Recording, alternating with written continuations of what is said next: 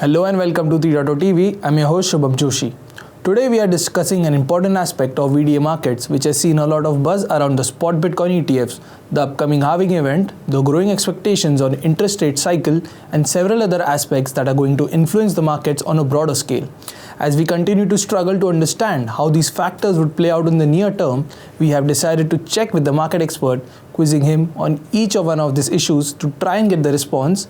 So we have to invite Mr. Opinder Preet Singh to clear the doubt and help us understand in clear and concise manner. On that note, let me introduce you to Mr. Opinder Preet Singh. Sir, welcome to TV. Sure. It's my pleasure to be here. So sir, let me begin by asking you this question, which I'm sure all our viewers are eager to know about.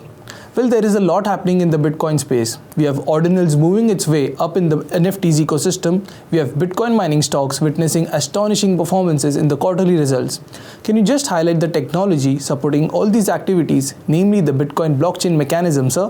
What is happening is that as you all know that we have come to a phase where now Bitcoin ETF has been approved by the US government, right, or SEC.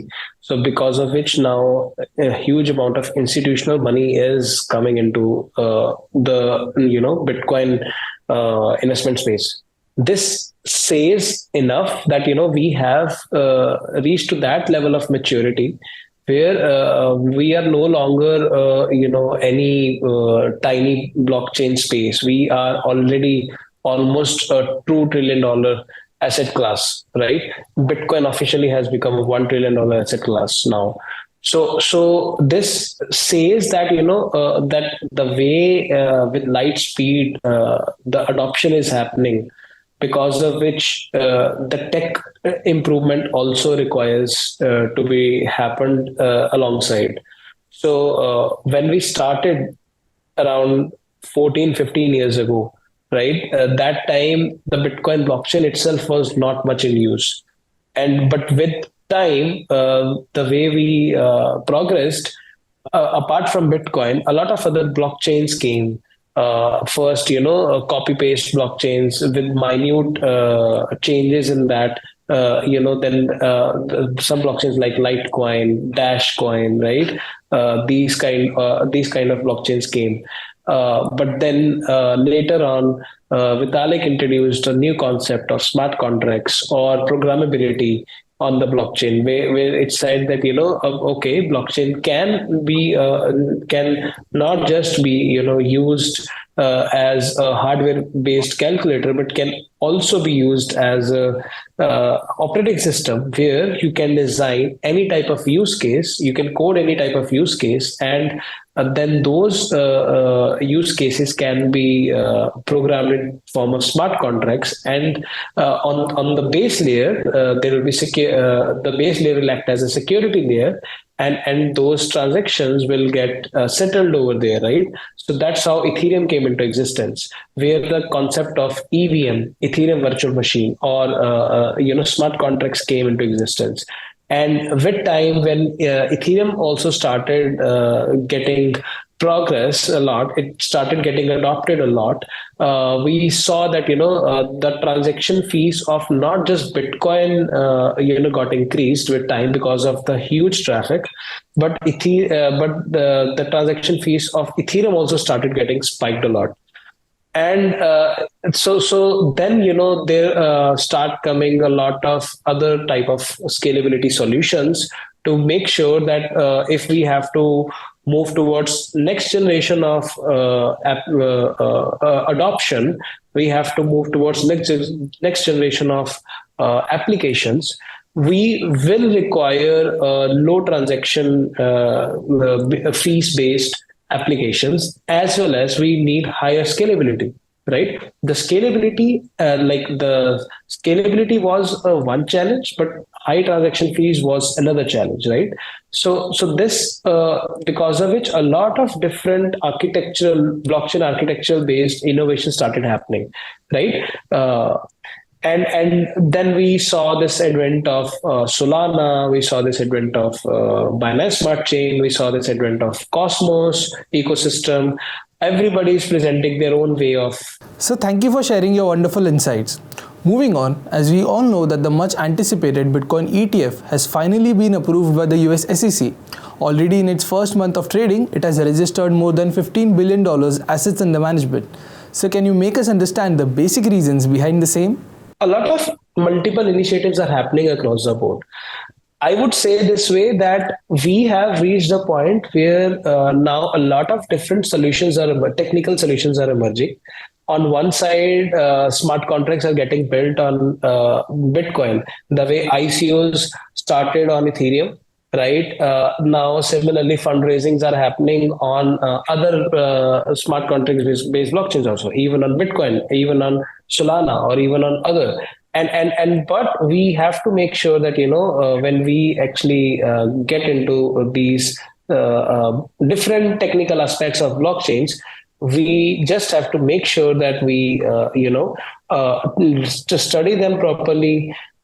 We understand if this makes sense or not. Maybe we can get that validated through our friends who understand the technology aspect, right? So that but overall, the way we are moving to forward, the mass adoption is going to happen for sure, because ultimately blockchain is eating the world.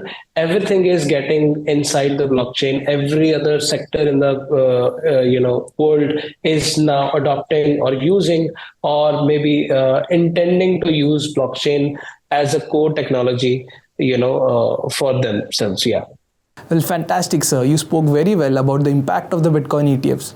We have also understood now about Bitcoin, but what about Ethereum? Because now the focus has shifted towards the second largest cryptocurrency. Additionally, it is now trading close to the $3,000 crucial level. What do you think this is driving the Ethereum ecosystem, and what about its upcoming Duncan upgrade? And we must also not forget about the Ethereum ETFs too. What are your views, sir? What we have observed so far, first of all, the ETF hype was for real. Like, it really pushed a lot of demand, right? And apart from ETF, the halving is approaching now. I think we are just 2 months away from the next halving that is supposed to be happening in 2024. So that means after halving, whatever cost to mine Bitcoin is coming today, it will suddenly become double, right? Because the rewards will become half after 60 days.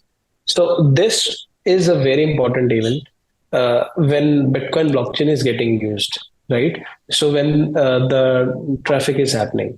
And the approval of ETF by SEC has given the level of trust to all the institutional investors in US and globally also, that now they can park some of their money into the Bitcoin, and they can consider Bitcoin as a safe hedge against inflation. Because when usually people or big institutions or ultra HNIs, they usually park their money into either to the startups, or let's say they invest some of the small portfolio into the startups, so that it keeps on growing in exponential speed. But at the same time, they want to hedge against inflation also, so they may want to keep some of their wealth parked into other financial instruments like real estate, or gold, or silver, or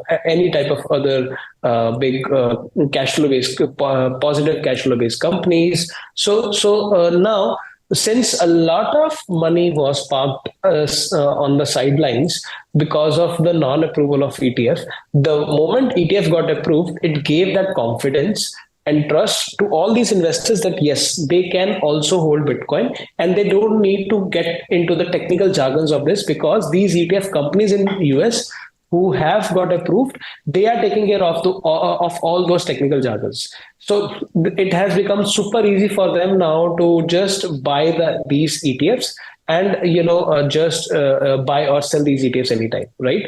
So and all those holding, acquiring or non-acquiring of Bitcoins will be done by these ETF companies from the back. Interesting, sir. Thank you for giving us an in-depth analysis about the key factors which are driving the Ethereum ecosystem. Before we let you go, my last question to you is, can you please share your thoughts on the VDA market's future outlook? I mean, that's an excellent question. So, if you look at the Bitcoin ecosystem, like so far the entire market push, you will notice that most of the push has happened from the Bitcoin ecosystem till now.